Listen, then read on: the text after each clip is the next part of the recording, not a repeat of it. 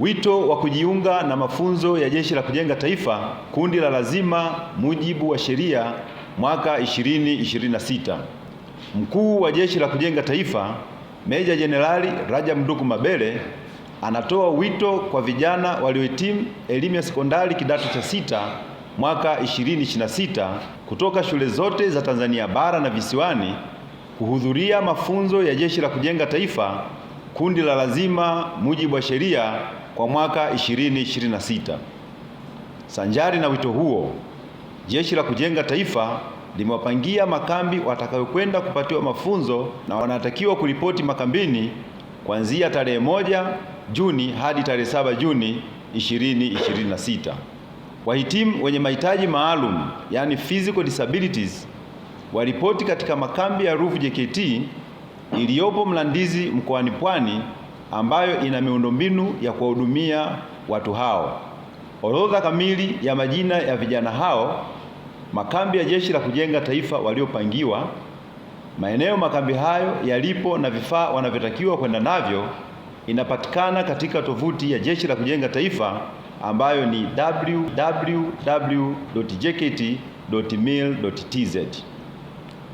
Aidha, ili kufahamu kambi kijana aliyopangiwa, atatakiwa kuingiza jina la shule au namba ya shule aliyohitimu elimu ya kidato cha 6.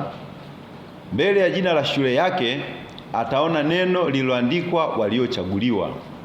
Akichagua neno hilo, ataona majina yaliyochaguliwa kujiunga na mafunzo ya Jeshi la Kujenga Taifa kundi la lazima mujibu wa sheria kwa mwaka 2026, ikionyesha kambi aliyopangiwa, wilaya na mkoa ilipo kambi hiyo.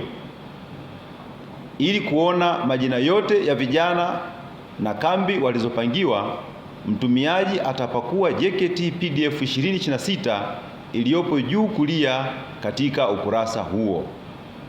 Mkuu wa Jeshi la Kujenga Taifa Meja Jenerali Rajab Nduku Mabele anawakaribisha vijana wote waliohitimu kidato cha 6 mwaka 2026 ili waweze kujiunga na vijana wenzao katika kujengewa uzalendo, kufundishwa nidhamu, ukakamavu, umoja wa kitaifa, stadi za kazi, stadi za maisha na utayari wa kulijenga na kulitumikia taifa. Asanteni kwa kunisikiliza.